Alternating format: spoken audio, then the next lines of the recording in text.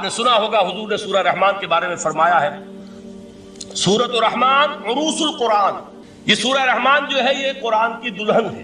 جیسے دلہن کو آپ خوشنما لباس پہناتے ہیں، آراستہ پیراستہ اس کو گہنے اور اس کو زیور پہناتے ہیں، تو جس طریقے سے سجاتے ہیں آپ دلہن کو، اللہ تعالیٰ نے ایک سورت قرآن مجید میں ایسی رکھی ہے سورہ رحمان کی، اسے خوب سجایا ہے۔ اس میں الفاظ کا در و بست، اس کا اپنا ایک ڈیوائن میوزک ہے۔ وہ تو اللہ تعالیٰ قراء جو ہے، خاص طور پر مصر کے قراء، اللہ تعالیٰ ان پر رحمت نازل فرمائے، ان کی خطاؤں سے درگزر کرے۔ جس طرح قرآن کے انٹرنسک میوزک کو انہوں نے واضح کیا ہے، واقعہ یہ ہے کہ اگر یہ لوگ نہ ہوتے، شیخ عبد الباسط محمد عبد الصمد، شیخ محمود خلیل الحصری، یہ لوگ کہ جنہوں نے قرآن کے اس غنا میوزک، یہ لفظ جو ہے آپ حیران نہ ہو کہ میں یہ کوئی شاید توہین کر رہا ہوں قرآن کی، حضور نے یہ لفظ استعمال کیا ہے، تغنو، اس قرآن کو اچھی سے اچھی خوشلحانی کے ساتھ پڑھو۔ من لم یتغن بالقرآن فلیس منا، جو قرآن کو بہتر سے بہتر انداز میں، اچھی سے اچھی آواز میں، خوشلحانی کے ساتھ پڑھنے کی کوشش نہیں کرتا، وہ ہم میں سے نہیں۔ بلکہ ایک مرتبہ حضور رات کے وقت آپ گشت پر تھے اپنے ساتھیوں کے حالات معلوم کرنے کے لیے۔ حضرت ابو موسیٰ اشعری رضی اللہ تعالیٰ عنہ ایک صحابی ہیں، ان کے گھر کے پاس سے گزر ہوا، وہ رات کو تہجد پڑھ رہے تھے، کھڑے ہوئے کیف کے عالم میں قرآن تلاوت کر رہے ہیں۔ حضور کو بہت پسند آئی ان کی قرات، کافی دیر تک وہاں کھڑے سنتے رہے۔ اب انہیں کیا پتا کون سن رہا ہے، بالکل اسی طرح سمجھ لیجئے ایک بات یاد آئی ہے، حضور فرماتے ہیں کہ جس طرح کان لگا کر اللہ قرآن کو سنتا ہے، کسی چیز کو نہیں سنتا۔ ہمیں نظر نہیں آتا نا، ہمیں معلوم نہیں، ہم قرآن پڑھ رہے ہیں تو سننے والا کون ہے؟ سب سے زیادہ کان لگا کر خود اللہ۔ یہاں اس لیے مجھے یاد آیا کہ ابو موسیٰ اشعری کو کیا پتا تھا کہ کون سن رہا ہے؟ وہ اپنی کیفیت میں نماز میں تہجد میں قرآن کی تلاوت کر رہے تھے، اور ظاہر بات ہے ان کے گھر ایکڑوں میں بنے ہوئے نہیں تھے، ایک ایک کمرہ، ایک ایک کوئی حجرہ، ایسے تو گھر تھے نا صحابہ کے، لہذا حضور پاس سے گزرے، آواز آئی، کافی دیر سنتے رہے۔ اس کے بعد آپ تشریف لے گئے، صبح فجر میں ملاقات ہوئی تو حضور نے تحسین کے انداز میں فرمایا، یا ابا موسیٰ انک قد اوتیت مزمارا من مزامیر آل داؤد، اے ابو موسیٰ تمہیں تو آل داؤد کے سازوں میں سے ایک ساز اللہ نے عطا فرما دیا ہے۔ جس طرح حضرت داؤد، لہن داؤدی مشہور ہے کہ جب وہ پچھلے پہر رات کو حمد کے ترانے الاپتے تھے، قرآن میں ہے کہ پرندے شامل ہو جاتے تھے ساتھ، اور پہاڑ وجد میں آتے تھے، پہاڑ بھی ان کے ساتھ شریک ہوتے تھے۔ تو جس طرح کا اللہ نے ان کو لہن عطا فرمایا تھا، حضور نے تحسین کے انداز میں فرمایا ہے ابو موسیٰ اشعری، اللہ نے تمہیں بھی آل داؤد کے سازوں میں سے ایک ساز عطا فرمایا ہے۔ بہرحال قرآن مجید کا جو یہ میوزک ہے، قرآن کے الفاظ کا جو حسن ہے، جہاں تک حسن معنوی ہے وہ تو ہر لفظ میں ہے، لیکن یہ حسن ظاہری، حسن صوتی، حسن لفظی، یہ اپنے کلائمیکس پر آپ کو نظر آئے گا سورہ رحمان میں۔ لیکن قرآن میں یہ سورت اس اعتبار سے بھی ممتاز ہے، اس کی 4 آیات پر ذرا توجہ کریں گے، عجیب حقائق سامنے آئیں گے۔ جہاں یہ قرآن مجید کے حسن صوت اور حسن لفظی کی معراج ہے، وہیں اس کی پہلی 4 آیات میں 4 چوٹی کی چیزوں کا ذکر ہے، سب سے اونچی چیز ہے۔ پہلی آیت کیا ہے؟ الرحمن، ایک آیت ہو گئی۔ رحمان کیا ہے؟ اللہ کا نام ہے۔ کبھی آپ نے غور کیا اللہ کے ناموں میں سب سے پیارا نام کون سا ہوگا؟ رحمان۔ کیوں؟ اس کا مادہ کیا ہے؟ رحمت۔ ہمیں سب سے بڑھ کر جس چیز کی ضرورت ہے وہ کیا ہے؟ رحمت خداوندی۔ نام اچھی طرح سن لیجئے اس حضور کے قول کو۔ حضور فرماتے کوئی شخص جنت میں مجرد اپنے عمل کی بنیاد پر داخل نہیں ہو سکے گا جب تک کہ رحمت خداوندی دستگیری نہ کرے۔ کسی صحابی نے بڑی ہمت اور جرأت کا ثبوت دیا کہ پوچھ لیا، کیا حضور آپ بھی؟ جب آپ نے فرمایا کوئی شخص داخل نہیں ہو سکتا جنت میں محض اپنے عمل کی بنیاد پر جب تک کہ رحمت خداوندی جو ہے وہ دستگیری نہ فرمائے۔ پوچھا گیا کیا آپ بھی؟ آپ نے فرمایا ہاں میں بھی۔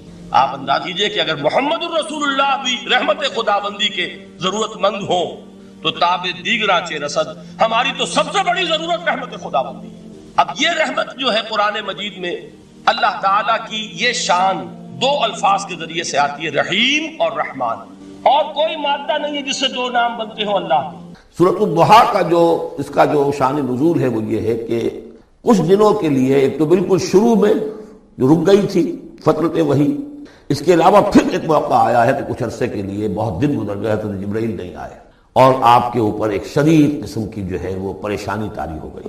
کچھ لوگوں نے بھی تانا دینا شروع کر دیا، کچھ عرصے سے محمد تم نے کوئی نئی وحی نہیں سنائی، کیا ہوا؟ تمہارا شیطان کیا چلا گیا؟ بس کوئی ایسا بھی بتایا گیا کہ ایک دفعہ کئی متواتر کئی راتوں تک آپ رات کو اٹھے نہیں، تو کہا وہ تمہارا شیطان تمہیں چھوڑ گیا ہے؟ کوئی ساتھ کے رہنے والی عورت جو تھی کہ رات میں نے سنی نہیں تمہاری کوئی پڑھنے کی جو تم پڑھا کرتے تھے، کہ شاید شیطان تمہیں چھوڑ گیا ہے۔ خود آپ کو جس قدر ایک اشتیاق رہتا تھا کہ وہی آئے اور آپ کی وہ روح کو جو ہے مزید اور غذا اور تر و تازگی جو ہے وہ مسلسل ملتی رہے، اس کی وجہ سے یہاں تک آتا ہے کہ حضور فرماتے ہیں کہ اس درجے میں رنج اور غم میں تھا کہ میں سوچتا بربنائے طب بشری، اس درجے حضور کے اوپر جو ہے یہ شاخ گزر رہا تھا کہ وہی کیسے بند ہو گئی، اور اس میں یہ بھی تھا کہ اللہ ناراض تو نہیں ہو گیا، کیا مجھ سے کوئی خطا تو ایسی نہیں ہو گئی، یہ سبب کیا ہوا ہے؟ یہ ہے وہ کیفیت کہ جس کے اندر یہ آیتیں نازل ہو رہی ہیں۔ اور اب آپ اس کو سمجھ لیجئے کہ اس کا نفسیاتی اور انسان کی باطنی کیفیات کے ساتھ کیا تعلق ہے۔ انسان پر دو طرح کی کیفیات طاری ہوتی رہتی ہیں، جیسے میں نے پہلے ایک دفعہ آپ کو بتایا صدیق اور شہید کے درمیان جو فرق ہے بنیادی، کہ کچھ بنیادی طور پر لوگ ایکسٹروورٹس ہوتے ہیں، کچھ بنیادی طور پر انٹروورٹس ہوتے ہیں۔ ایکسٹروورٹس کھیل کود بھاگ دوڑ، لوگوں سے ملنا جلنا، گفتگو ہے، اسے دھکا دے دیا، اس سے مذاق کر لیا، اسی میں وہ خوش رہتے ہیں، بڑے مگن رہتے ہیں، تنہائی انہیں کاٹ کھانے کو دوڑتی ہے۔ اور ایک انٹروورٹس ہوتے ہیں کہ وہ مجلس وغیرہ کو نہیں ہوتے، اپنے تنہائی میں کہیں بیٹھے ہیں، غور و فکر کر رہے ہیں، سوچ بچار کر رہے ہیں، انہیں وہ مجلس سے زیادہ اپنا گوشہ تنہائی جو ہے وہ زیادہ عزیز ہوتا ہے۔ تو یہ دو مزاج اللہ نے بنائے ہیں۔ اسی طرح ہر انسان کے اوپر آلٹرنیٹلی کچھ کیفیات آتی ہیں جس کو ہم کہتے ہیں میرا موڈ آف ہے، ایک طرح کا قبض سا ہو جاتا ہے، طبیعت میں بندش سی ہوتی ہے، کسی وقت اسی شخص کے اندر پھر انشراح سا ہو جاتا ہے، پھر ہنسنے بولنے کو جی چاہتا ہے، گفتگو کرنے کو جی چاہتا ہے۔ تو یہ کیفیت جب انسان کی روحانی زندگی سے متعلق ہو جائے تو اس کو پھر صوفیہ نے نام دیا قبض اور بسط۔ کبھی طبیعت میں انشراح ہے، انبساط ہے، طبیعت جو ہے وہ آبادہ ہے، ہر چیز میں روشنی کا پہلو آدمی دیکھ رہا ہے، ہر چیز کے اندر آپ کو معلوم ہے ایک تاریک رخ بھی ہوتا ہے کسی معاملے کا اور روشن رخ بھی ہوتا ہے، اس وقت انسان روشن رخ کو دیکھتا ہے۔ اور ایک وقت میں آتا ہے کہ طبیعت میں بندش سی لگ گئی ہے، جیسے اندر کوئی پکڑ لیا کسی نے، اب طبیعت جو ہے وہ بھی اپنے اندر وہ انقباض محسوس کر رہی ہے، اور پھر آدمی پیسیمسٹک ہو جاتا ہے، نا امید سا ہوتا ہے، پھر اسے ہر معاملے کا تاریک پہلو زیادہ نظر آنے لگتا ہے۔ تو یہ قبض اور بسط کی کیفیات ہیں۔ جب کبھی قبض کی کیفیت ہو، قاضی ثناء اللہ پانی پتی رحمۃ اللہ علیہ نے تفسیر مظہری میں لکھا ہے کہ قبض کی کیفیت میں اس صورت کا پڑھنا تریاق ہے، جس طرح حضور صلی اللہ علیہ وسلم کے لیے گویا کہ اس وقت جو وحی کا بند ہو جانا تھا وہ گویا کہ ایک طرح کے انقباض اور قبض کی کیفیت پیدا ہوئی تھی، اس میں اب اللہ تعالیٰ فرما رہے ہیں وَالضُّحَىٰ، قسم ہے دن کے دھوپ چڑھنے کے وقت کی، وَاللَّيْلِ إِذَا سَجَىٰ، اور قسم ہے رات کی جبکہ وہ چھا جائے یا ساکن ہو جائے، سجا کے دونوں معنی ہے سکون۔ اب دیکھیے ان دونوں کو کیوں لائے، اس لیے کہ صبح ہے، حرکت ہے، برکت ہے، چلنا ہے، دوڑنا ہے، ہر شخص جا رہا ہے، ادھر جا رہا ہے ادھر جا رہا ہے، رات کو سکون ہو گیا، تاریکی چھا گئی اور شور سنگامہ ختم ہو گیا۔ لیکن یہ رات اور دن دونوں ضروری ہیں انسان کے یہاں کا نظام چلانے کے لیے۔ اگر رات ہی رات ہوتی تب بھی یہ دنیا نہ چلتی، اور دن ہی دن ہوتا تب بھی نہ چلتا، تو رات بھی ضروری ہے۔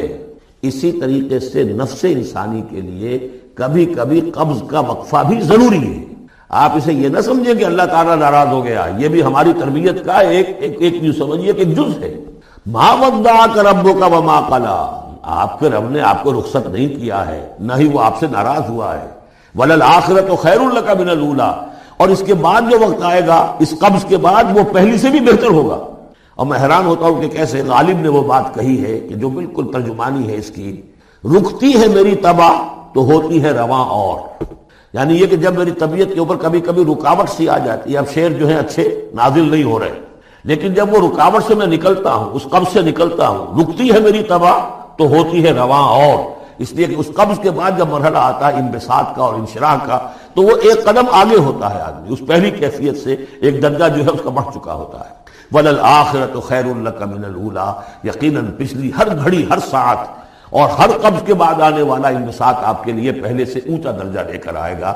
وَلَسَوْفَ يُعْطِيكَ رَبُّكَ فَتَرْضَىٰ، ان قریب آپ کا رب آپ کو اتنا کچھ دے گا، اتنا کچھ دے گا، آپ کی محنتوں کے وہ نتائج سامنے آئیں گے کہ آپ راضی ہو جائیں گے۔ اب دیکھیے پچھلی صورت ختم ہوئی تھی وَلَسَوْفَ يَرْضَىٰ، یہاں ہے وَلَسَوْفَ يُعْطِيكَ رَبُّكَ فَتَرْضَىٰ، صرف ضمیر کا فرق ہے، کیونکہ صدیق پر وحی نہیں آتی، براہ راست خطاب نہیں کیا جا سکتا، وہاں وہ صیغہ جو ہے وہ غائب کا ہے وَلَسَوْفَ يَرْضَىٰ، اور چونکہ نبی وہ ہے جس پر وحی آ رہی ہے، براہ راست مخاطب ہے، تو فَلَسَوْفَ يُعْطِيكَ رَبُّكَ فَتَرْضَىٰ، آپ کا رب اتنا کچھ دے گا کہ آپ راضی ہو جائیں گے۔ اب یہ کہ اسی قبض کی حالت میں پھر اللہ تعالیٰ اپنے احسان جتا رہا ہے، اور یہ بہترین ہے۔ کبھی طبیعت پر ڈپریشن ہو اس طرح کی اور قبض کی کیفیت ہو تو آدمی یاد کرے کس کس مرحلے پر اللہ نے میری دستگیری فرمائی، کن کن مراحل پر اللہ تعالیٰ نے مجھے مشکلات سے نکالا، اس سے وہ حوصلہ بڑھتا ہے۔ اور اس کو بھی سمجھیے کہ اسی انداز میں علم یجد کا یتیماً فآویٰ، یہ سیرت النبی کے بڑے اہم حصے ہیں جو اس میں آ گئے ہیں۔ آپ کی پیدائش یتیمی میں، پوسٹیورس چائلڈ، باپ تو پہلے ہی فوت ہو چکا، 6 سال کی عمر میں والدہ گئی، 8 سال کی عمر میں دادا گئے، اور وہ یعنی جو آپ نے دیکھا ہے ابتدائی زمانہ زندگی کا تو وہ یتیمی کا۔ علم یجد کا یتیماً فآویٰ، کیا اس نے اے محمد آپ کو نہ پایا کہ آپ یتیم تھے، پھر پناہ دی، آپ کے لیے بندوبست کیا، دادا کے دل میں جو شفقت ڈالی، پھر آپ کے تایا زبیر کے دل میں جو شفقت ڈالی۔ عبد المطلب کے بعد فوراً ابو طالب کا نام آتا ہے، حالانکہ یہ غلط ہے تاریخی اعتبار سے۔ عبد المطلب کے بعد کافی عرصے تک زبیر جو آپ کے تایا تھے وہ سرپرست تھے، پھر ان کے انتقال کے بعد ابو طالب کا معاملہ آیا، لیکن ان کو بیچ میں سے غائب کر دیا گیا۔ بہرحال اللہ تعالیٰ جو بھی کسی کے دل میں ڈالتا ہے، آخر ابو طالب کے دل میں محبت ڈالی تو کس نے ڈالی؟ وہ ہم پڑھ چکے ہیں سورہ طٰہٰ میں، وَأَلْقَيْتُ عَلَيْكَ مَحَبَّةً مِّنِّي، حضرت موسیٰ علیہ السلام کی موہنی صورت کے اوپر اللہ تعالیٰ فرماتے ہیں ہم نے اپنی محبت کا پرتو ڈال دیا کہ تمہیں دیکھنے کے بعد وہ قتل کرنے کے ارادے سے باز رہ گئے، ان کے ہاتھ شل ہو گئے، ایسی موہنی صورت اسے قتل کر لیں۔ وَأَلْقَيْتُ عَلَيْكَ مَحَبَّةً مِّنِّي وَلِتُصْنَعَ عَلَىٰ عَيْنِي، یہ ہوا ہے۔ تو فرمایا علم یجد کا یتیماً فآویٰ ووجدک ضالاً فہدیٰ، اور پھر جب آپ شعور کی پختگی کو پہنچے اور غور و فکر کا مرحلہ آیا، حقائق میں انسان کو سوچ بچار کا مرحلہ آیا، اور آپ کو دیکھا کہ آپ تلاش حقیقت میں سرگرداں ہیں تو ہدایت دی۔ وہ آگے آ جائے گا، بہت قریب پہنچ گئے ہم، اقرأ بسم ربک الذی خلق، وہ مرحلہ جب آئے گا۔ ووجدک عائلاً فاغنیٰ، اور پایا آپ کو تنگ دست تو غنی کر دی۔ کس طرح سے راستہ پیدا کیا ہے خدیجہ الکبریٰ رضی اللہ تعالی عنہا نے، جو بھی ان کے آپ کے محاسن دیکھے کتنی گرویدہ ہوئی ہیں۔ بڑے بڑے سردار قریش کے جو ہے ان سے نکاح کے خواہش مند تھے، انہوں نے خود جو ہے اپنی لونی کے ذریعے سے پیغام دیا ہے حضور کو۔ تو یہ ساری چیزیں جو ہے ان کی ساری دولت جو ہے وہ پوری کی پوری انہوں نے لا کر حضور کے قدموں میں ڈال دی۔ وَوَجَدَكَ عَائِلًا فَأَغْنَىٰ فَأَمَّا الْيَتِيمَ فَلَا تَقْهَرْ، تو اے نبی تقاضے ان تینوں چیزوں کے کیا ہیں؟ ہم نے آپ کو یتیم پایا، پناہ دی، اب آپ بھی یتیم کے سرپرستی کیجئے، کسی یتیم کو اس کے اوپر کوئی جبر نہ ہو، سختی نہ ہو۔ وَأَمَّا السَّائِلَ فَلَا تَنْهَرْ، اور آپ جب کہ تلاش حقیقت میں سرگرداں تھے تو ہم نے آپ کو ہدایت دی، اسی طریقے سے اب آپ کو بھی کوئی شخص سائل بن کر آپ کے پاس آئے سوال کرے، اسے جھڑکنا نہیں ہے۔ اسے جو بھی سائل دونوں طرح کے ہوتے، سوال کرنے والا کوئی علمی سوال اور سوال کرنے والا کوئی مالی مدد کے لیے۔ وَأَمَّا بِنِعْمَةِ رَبِّكَ فَحَدِّثْ، اور جو ہدایت تمہیں دی ہے ہم نے اب اسے عام کرو، یہ نعمت ہے، آپ کے رب کا انعام ہے، یہ ہدایت جو آپ کو عطا ہوئی ہے اس کو بیان کرو۔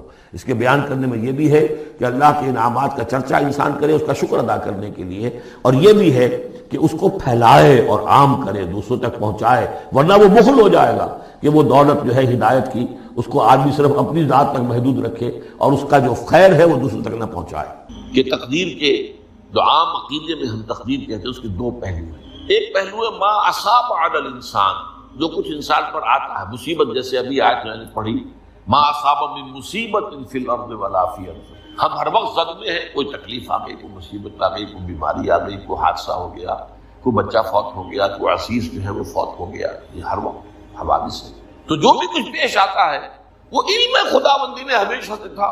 یہی وجہ ہے کہ ایک اور حدیث ہے ابن الدیلمی سے، لمبی حدیث ہے وہ، لیکن اس کے اندر جو آخری ٹکڑا ہے وَتَعْلَمَ، یعنی انسان کے نجات کے لیے لازم ہے کہ یہ بات بھی تم جان لو، انما اصابک لم یکن لیخطئک وانما اخطأک لم یکن لیصیبک ولو مت علی غیر ھذا، اگر تم اس کے سوا کسی صورت پر ہوگے تو جہنم میں داخل ہو جاؤ گے، دخلت النار۔ یہ جان لو کہ جو چیز تم پر آئی وہ آنی ہی آنی تھی۔ دیکھیے ہوتا کیا ہے، کاش کہ میں اگر یوں کر لیتا تو یہ نہ ہو، بس یہی ایمان بالقدر کے منافع۔ جو ہوا ہے وہ اللہ تعالیٰ کے ہاں تو پہلے سے طے تھا، ہونا ہی تھا، تمہاری کوئی تدبیر، کاش کہ میں اس وقت یہ کر دیں، یہ لا۔ اسی لیے ایک حدیث میں الفاظ آئے ہیں ان کلمۃ لا تفتح عمل الشیطان، اس لا سے کاش اس سے شیطانی عمل شروع ہو جاتا، کاش کہ یہ ہو جاتا، کاش میں یہ نہ کرتا، کاش کہ ہو جاتا. یہ نہیں، تعلم انما اصابک لم یکن لیخطئک، تو جان لے اس بات کو کہ جو چیز تم پر آئی ہے وہ ہرگز ٹلنے والی نہیں. کوئی تدبیر تم کر لیتے، کوئی کسی وقت کوئی ہیلا کر لیتے، کوئی تم قدم اٹھا لیتے، کچھ بھی کر لیتے، وہ تو آنی ہی آنی. وما انما اخطاک، جو چیز تم سے چھوٹ گئی، رہ گئی، نہیں ملی. ایک ویکینسی ایڈورٹائز ہوئی تھی، آپ نے بھی درخواست دی تھی، آپ کو نہیں ملی، اب آپ ہو کاش کہ میں نے فلاں سے سفارش کرا دی ہوتی، بس کر. تو جو چیز چھوٹ گئی وہ چھوٹ جانی ہی تھی. اس میں قطعاً جو ہے کوئی شکل، کوئی تدبیر، کوئی سفارش، کسی طرح کا کوئی بھی ہیلا، کوئی جو ہے اس پہ کام کر نہیں سکتا تھا. لم یکن لیصیبک وبت علی غیر ذلک، اگر تو اس کے سوا کسی کیفیت پر تیری موت واقع ہوئی، اگر یہ یقین نہیں ہے. یہ ہے تقدیر کا وہ مفہوم کہ جس کا تعلق ہے علامہ اصاب الانسان، جو انسان کے اوپر وارد ہو رہا ہے، اس کے ضمن میں تقدیر کا مفہوم کیا ہے کہ جو ہوا ہے وہ تو ہونا ہے. اس میں تو کسی شک و شبہ کی بالکل قطع اللہ تعالیٰ کا فیصلہ. البتہ در حقیقت ایک دوسرا پہلو ہے، ما یفعل الانسان، وہ جو انسان کرتا ہے. یہاں آ کر یہ تقدیر کا مسئلہ بہت ہے. آیا میرے اندر کوئی اختیار بھی ہے کہ نہیں؟ Do I have any free choice? یہ ہر شخص پہلے سے طے ہے. تقدیر کا ایک عام مفہوم یہ ہے، اور اس مفہوم میں بھی بعض روایات بھی ہیں جو تائید کرتی ہیں ہر چیز پہلے سے طے. لکھی ہوئی، اور یہ جو حدیث ہم نے ابھی پڑھی ہے یہ گویا کہ اس کی ایک مثال ہے کہ وہ جو لکھ دیا گیا تھا، فرشتے نے لکھ دیا تھا، رحم مادر میں لکھ دیا تھا، شقی و سعید، یہ بدبخت ہے یا سعادت مند ہے. تو ایک شخص پوری عمر نیکی کے کام کرتا رہا، آخری وقت میں آ کر کوئی ایسا حادثہ پیش آ گیا کہ وہ اہل جہنم کے سے کام شروع کر دی اور جہنمی ہو گیا. یا ایک شخص ساری عمر جو ہے جہنمیوں کے سے کام کرتا ہے، آخری وقت میں آ کر کوئی ایسی توفیق ملی، کچھ ایسا معاملہ ہو گیا، توبہ کر لی، اس نے جو ہے اہل جنت کے سے اعمال شروع کر دی. تو یہ جو ہے علامہ اصابک کا علیحدہ بات ہے، اور علامہ یفعل الانسان، انسان کیا کرتا ہے، اس میں اس کی قدرت کتنی. اور یہ ہمارے ہاں فلسفے کا بڑا مشکل ہے، اسی کا نام ہے جبر و قدر. ہمارے اسلاف میں بھی کچھ لوگ ایسے ہیں متکلمین میں سے. دیکھیے ہمارے ہاں ایک وہ لوگ ہیں کہ جو اس پر قناعت کرتے ہیں کہ جو اللہ نے کہہ دیا اور رسول نے دیا، اس سے آگے ہم مین میخ نہیں نکالیں گے، وہ محفوظ راستے پر. لیکن بہرحال انسان کو اللہ نے ایک عقل بھی دی ہے، اور یہ عقل سوالات اٹھاتی ہے، اور جو زیادہ ذہین انسان ہوتے ہیں ان کے اندر ان کی یہ مصیبت زیادہ ہوتی ہے، لہذا وہ تو سوچتے ہیں، کچھ غور و فکر کرتے ہیں، بات سمجھنے کی کوشش کرتے ہیں. اس میں اب ہمارے ہاں دو طبقے ہو گئے، جبریہ، قدریہ. ایک نقطۂ نظر یہ ہے کہ انسان مجبور محض، کوئی اختیار نہیں، اور ایک یہ ہے کہ انسان قادر مطلق ہے، جو چاہتا ہے اپنے فیصلے میں مختار مطلق ہے، تو فیصلہ کرتا ہے. انہیں قدریہ کہتے ہیں. تو جبریہ اور قدریہ ان کی بحثیں ہمارے ہیں. یہ وہی تقدیر کا مسئلہ جو میں نے کہا تھا، بحثوں میں آ کر انہیں آج تک حل نہیں ہوا، حل ہو سکتا ہی نہیں. اب اس کے ضمن میں علامہ اقبال کا ایک شعر آپ کو سناتا ہوں، وہ بہت اچھا لگتا ہے، بہت خوبصورت لگتا ہے شعر ہونے کے اعتبار سے. تقدیر کے پابند جمادات و نباتات، مومن صرف اللہ کے احکام کا پابند. اس میں انسان سے پابندی کی نہیں، وہ صرف پابند ہے اللہ کے احکام کا. نتیجے کے اعتبار سے تو جو یہ شعر کہہ رہا ہے، جو بات وہ صحیح ہے، پابندی اصل جو ہے وہ اللہ کے احکام ہے.